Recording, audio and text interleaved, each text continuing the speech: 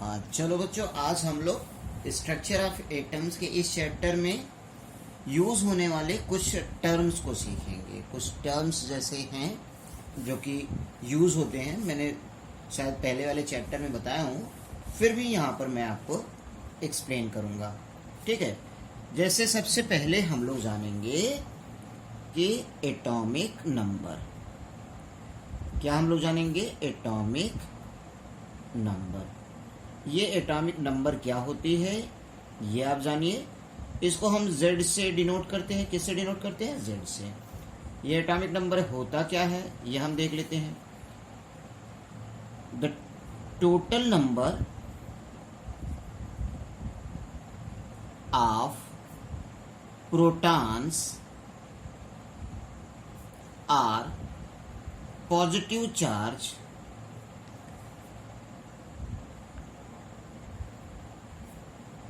present in the nucleus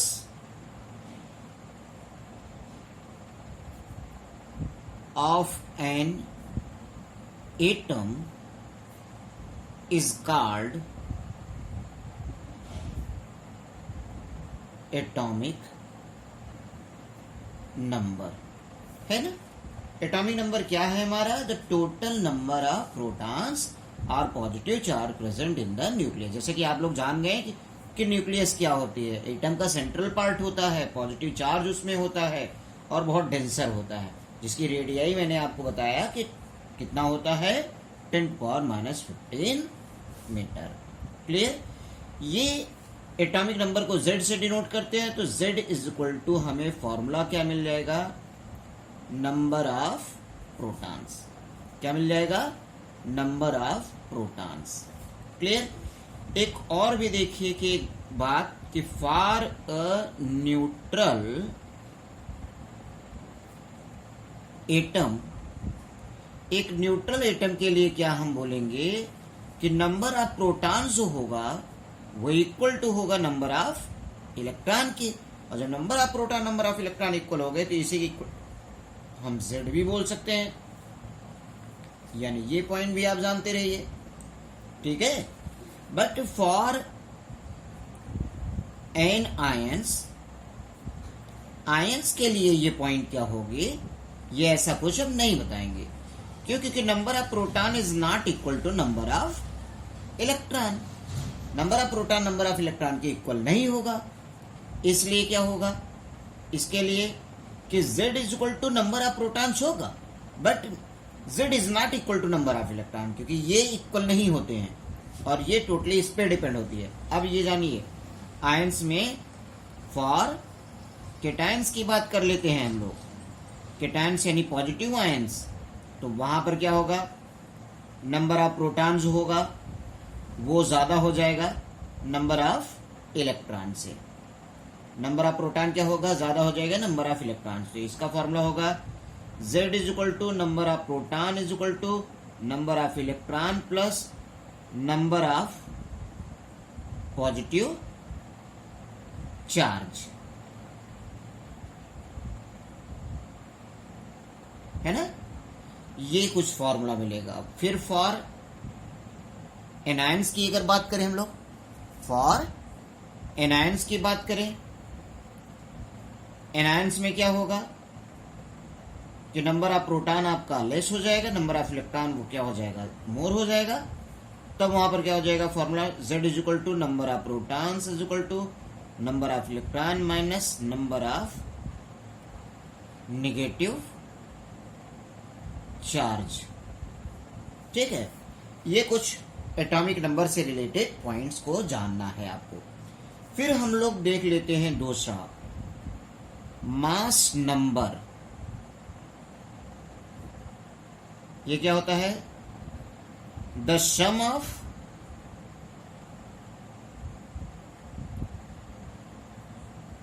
total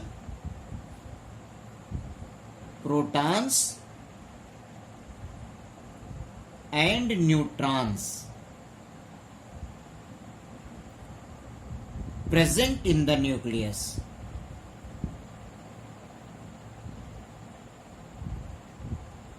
sorry, nucleus of an atoms are ions.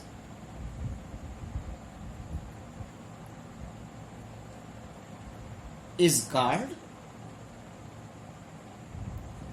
mass number. Mass number क्या है? The sum of total protons and neutrons. Protons और neutrons के sum को हम क्या बोलते हैं? Mass number. इसी मास नंबर को हम न्यूक्लियन नंबर भी बोलते हैं. क्या बोलते हैं हम लोग? न्यूक्लियन नंबर बोलते हैं. इक्वल टू क्या हो जाएगा? Number of protons is equal plus number of neutron. Clear? कि इसे ही हम न्यूक्लियर नंबर भी बोलते हैं और ये हमारा क्या होता है? Number of proton, number of neutrons. चलिए इसे के साथ हम लोग एक और भी टर्म आ जाते हैं, atomic mass.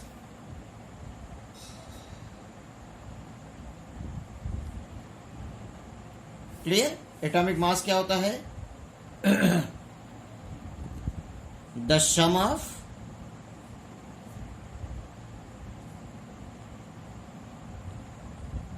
mass of electrons, protons and neutrons present in an atom. The sum of mass of electron, proton and neutrons present in an atom. या इसी को डिफिनेशन दूसरा हम बोलते हैं the mass of single atoms of an element. Clear? ये बात समझ में आई? The sum of mass of electron, proton and neutron present in an atom. ये कह सकते हैं यह mass of single atom of an element. Clear? ये एटॉमिक मास हो गया. ये बात समझ में आई? अब एक चीज आप जानिए कि किसी एलिमेंट को अगर हम सिंबलाइज कर लेते हैं यक्स से, तो एटॉमिक नंबर को हम यहां डिनोट करते हैं और मास नंबर या एटॉमिक मास के नंबर को हम कहां डिनोट करते हैं? यहां से, ए से डिनोट होता है ये. क्लियर? मैंने साइंटिफिक नोटेशन में ये चीज आपको एक्सप्लेन किया था. क्लियर? अब हम कुछ और भी टर्मिनोलॉजी को आपको एक्सप्लेन करते हैं. थोड़ा सा ध्यान दीजिएगा कि वो क्या है टर्मिनोलॉजी, है ना? जैसे कि टर्मिनोलॉजी आपको जानना है, वो टर्मिनोलॉजी है आपका सिंपली. सबसे पहले हम आपको बता देते हैं आइसोटोप.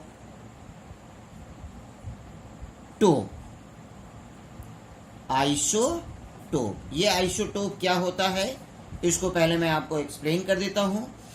आइसो मीन्स होता है सेम या सिमिलर आप बोलते हो, और टोप मीन्स होता है प्लेस इन पीरियोडिक टेबल.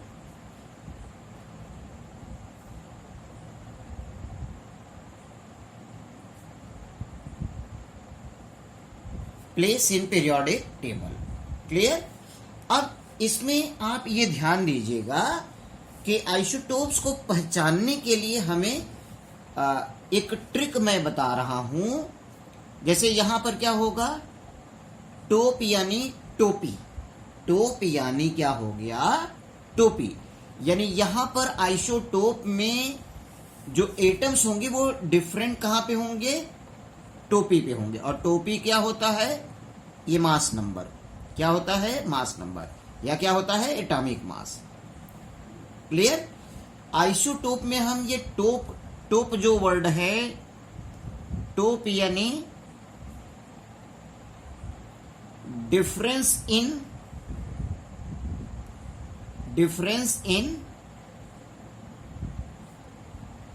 टोपी. आप एक क्लू जानते रहिए, डिफरेंस इन टोपी. टोपी में डिफरेंस होगा, इसको हम डिफाइन करते हैं number of atoms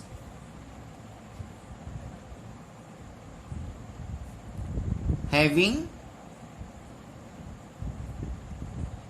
same number of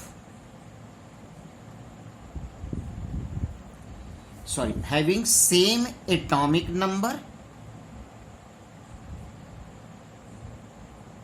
or we can say that protons number but different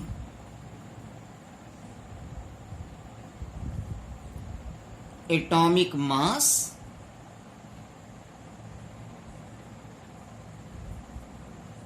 ठीक है,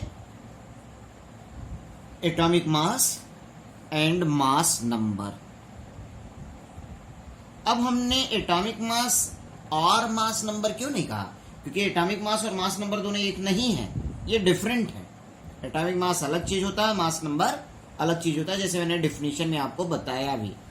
तो यहां पर क्या होगा कि ऐसे atoms, number of atoms having same atomic number और protons number but different atomic mass and mass number. Clear? तो जैसे आप ये जानते हो कि हाइड्रोजन के 3 आइसोटोप्स होते हैं।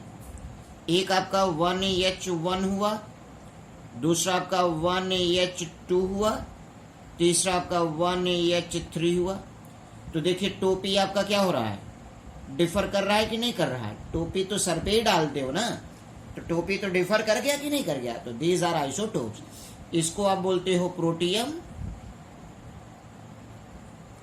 इसको आप बोलते हो ड्यूटेरियम, इसको आप बोलते हो ट्राइटियम। क्लियर? तो ये आइसोटोप में क्या हम क्लू देखेंगे? टोप यानी टोपी हम लोग देखेंगे। डिफरेंट कहां होगा? टोपी में होगा। क्लियर? अब हम लोग थोड़ा सा और देख लेते हैं। ठीक है, थोड़ा सा और क्या देखते हैं हम लोग? दूसरा हम लोग जान जाते हैं आइसो बार। तो आइसो बार में बीए यानी बेस, बीए से क्या हमने ले लिया? बेस। तो बेस डिफरेंट होगा। क्या डिफरेंट होगा? बेस डिफरेंट होगा। अब ऐसे इसको अगर हम करें तो आइसो मीन्स क्या हो गया? सेम, और बार मीन्स क्या होता है? मास।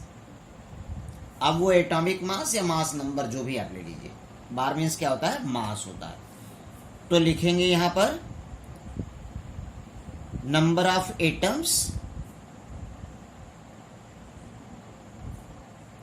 हैविंग different atomic number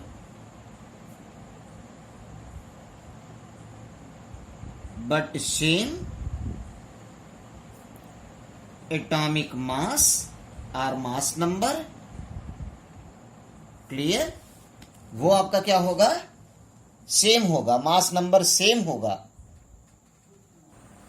तो देखिए यहां पर क्या हुआ कि नंबर ऑफ एटम्स, बहुत सारे एटम्स जिनके पास डिफरेंट एटॉमिक नंबर हो बट सेम एटॉमिक मास हो, और एटॉमिक नंबर अगर डिफरेंट हो गया तो वो एलिमेंट डिफरेंट हो जाएंगे।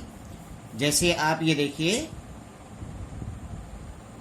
6 कार्बन 14, 7 नाइट्रोजन 14। तो यहां पर क्या हुआ? ये तो सेम आया, ये सेम आया, बेस क्या हो गया? डिफरेंट हो गया कि नहीं हो गया? इनको आप क्या बोलोगे? आइसो बार बोलोगे। क्या बोलोगे आप? आइसो बार। चलिए फिर ऐसे ही आप जानोगे आइसोटोन। क्या जानोगे? आइसोटोन। ठीक है, क्या जानोगे आप? तो आइसोटोन, यहां पर टोन यानी टोन आपका न्यूट्रॉन।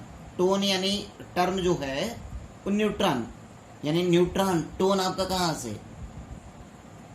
तो यहां पर क्या हो गया? टोन यानी न्यूट्रॉन नंबर, यानी आप कहोगे इसको those atoms having same difference of having same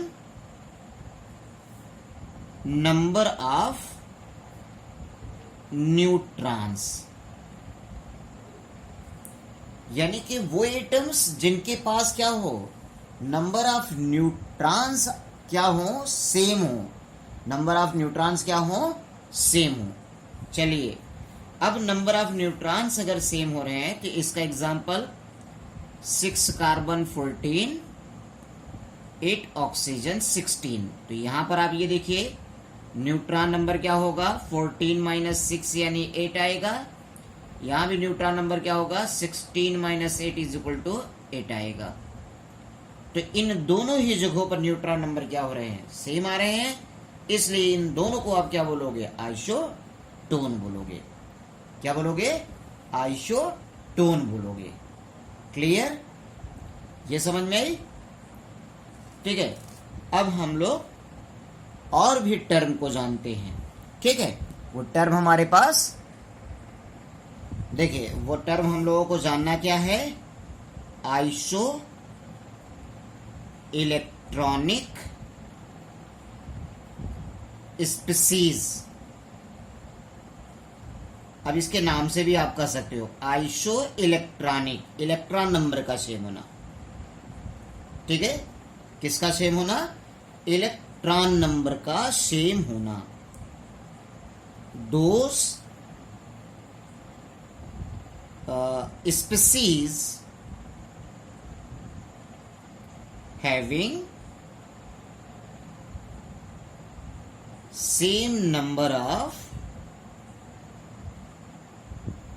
electrons, क्या, same number of electrons, electrons number उनके पास क्या हो, सेम हो। अब वो स्पीसीज, वो आयन्स, एटम कुछ भी हो सकते हैं। जैसे अगर हम ले लें नियॉन, तो नियॉन के पास नंबर ऑफ इलेक्ट्रॉन कितने हो गए, 10 हो गए। अब नियॉन के साथ F माइनस में ले लो, इसके पास भी नंबर ऑफ इलेक्ट्रॉन कितने होंगे, 10 होंगे। O2 माइनस ले लो, इसके पास भी नंबर ऑफ इलेक्ट्रॉन्स क्या होंगे, 10 होंगे। Na प्लस ले लो तो इसके पास भी नंबर ऑफ इलेक्ट्रॉन कितने होंगे, 10 होंगे। Mg डाई पॉजिटिव ले लो तो इसके पास भी नंबर ऑफ इलेक्ट्रॉन कितने होंगे, 10 होंगे। यानी ऑल हैविंग